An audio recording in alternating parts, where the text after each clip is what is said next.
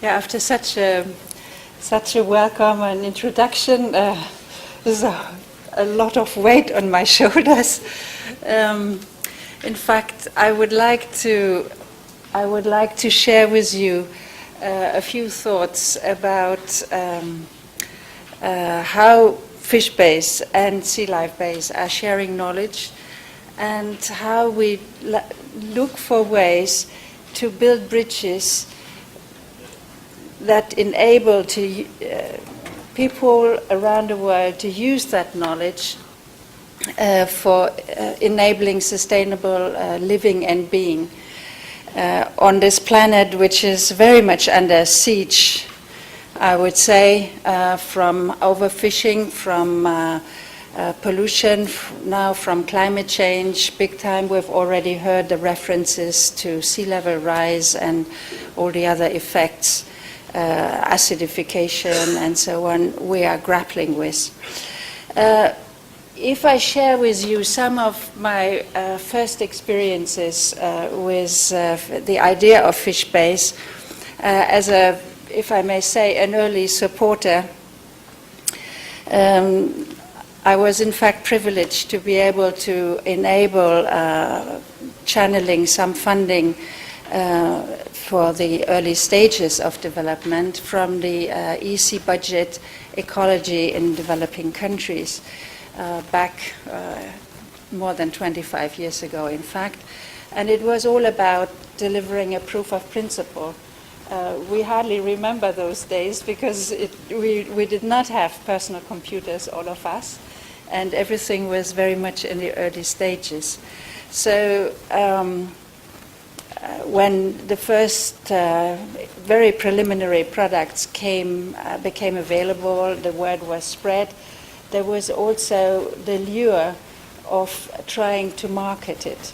And you imagine when you're sitting in a big organization like the EC, as it was now EU, we were bombarded with visits by consultants, by companies who tried to buy the early product and said, oh, you know, you get a certain sum of money, which compared to the initial investment sounded very much.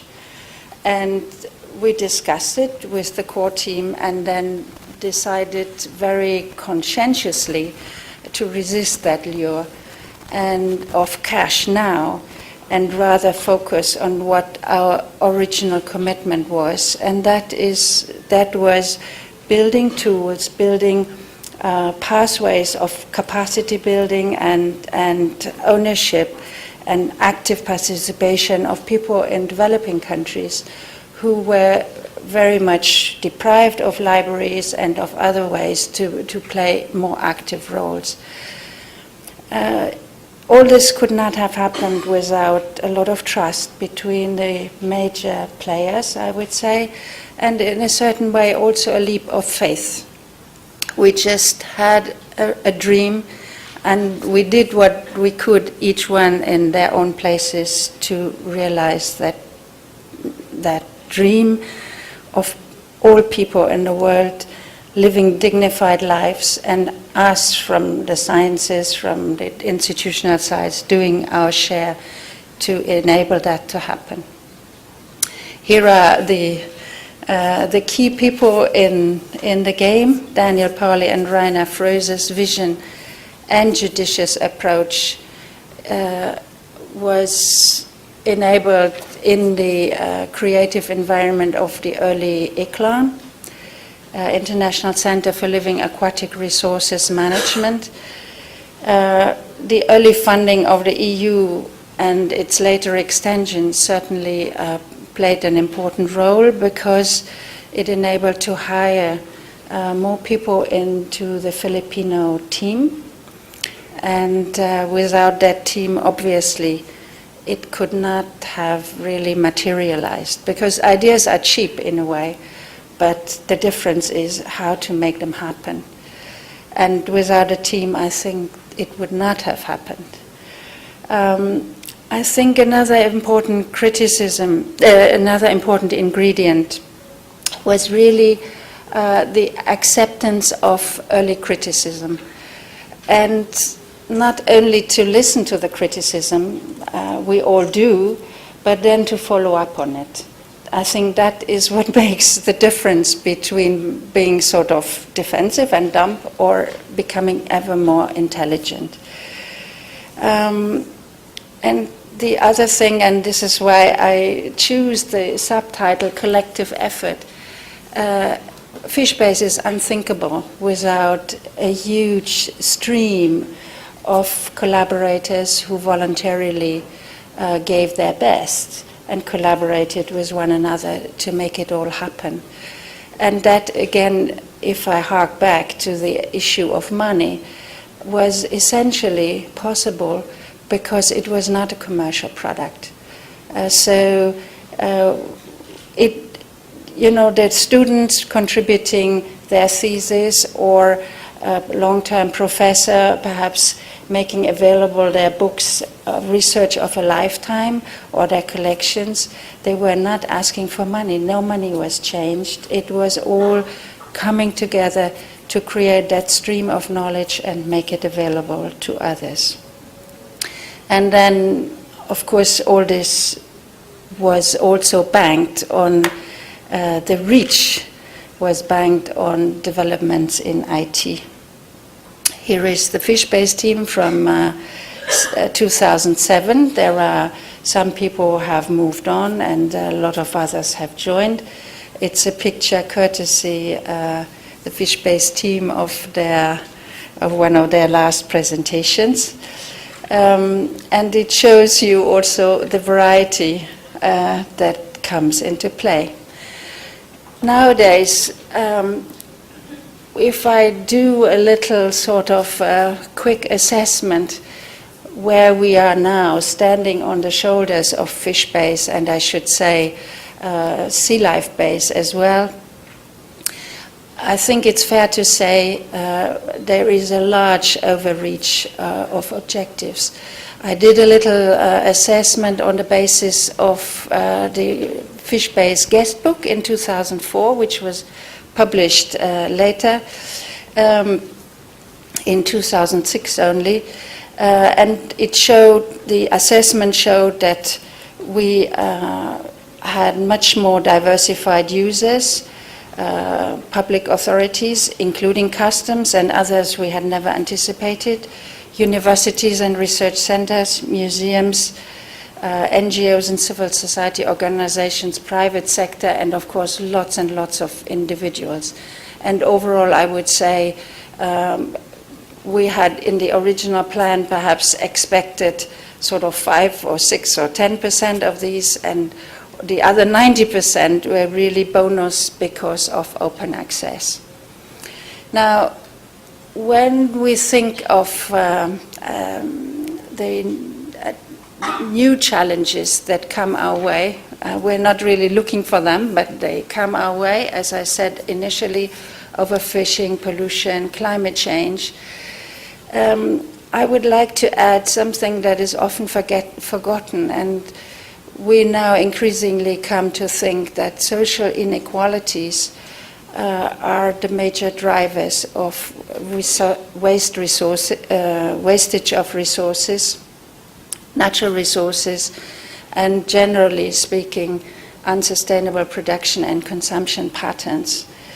And I think it throws open a new challenge to us as a group, FishBase and SealifeBase, that we need to connect in new ways and to learn from advances in other fields as well. We've heard from IRI, their willingness to team up more intensively. And if I hark back to the first two images are slides from Kostas from an earlier presentation. We want to make sense of scattered information and translate it into knowledge.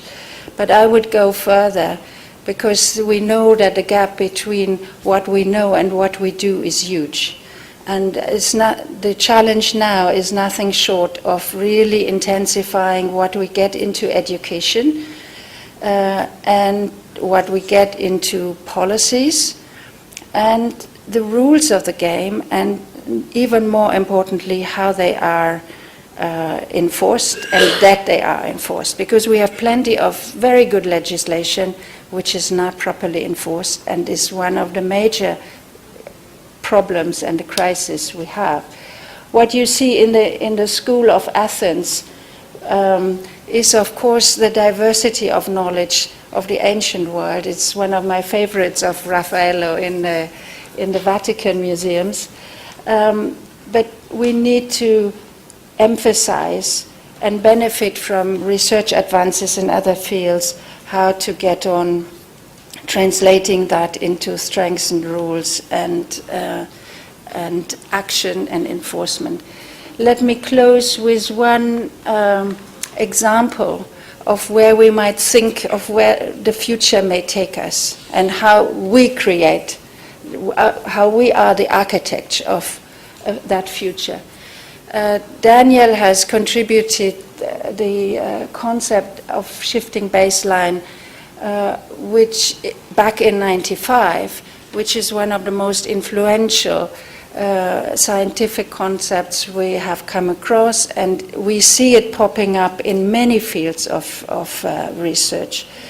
Now, Kahneman, in the Nobel laureate, in his book Thinking Fast and Slow, summarizes several decades of empirical research, and that shows how humans are not as rational as the traditional economists want us to believe, and how we hook on to a variety of cues that tilt the way we perceive and make sense of the world, and how we anchor some of our assessments of where we go in the future on sometimes quite random numbers, I would say. Now, how about using that feature of our human nature to look for ways to present the treasure trove we have in FishBase in ways that enable to make people make really better decisions, and through, not to manipulate, but to choose presentations that allow them to make better use of science in the way they make projections and decisions. One way could be in the introductions table. We know that in a globalized world, introductions, many of which are very negative and could be better assessed and give us one of those hooks, one of those anchors that counter shifting baseline syndrome. Now, there's not a time to go into much detail. I think let me close in saying we're looking very much forward to the next 25 years of FishBase and the next 50 years of SealifeBase. And thank you all very much. And it's a great pleasure and privilege to be with you. Thank you.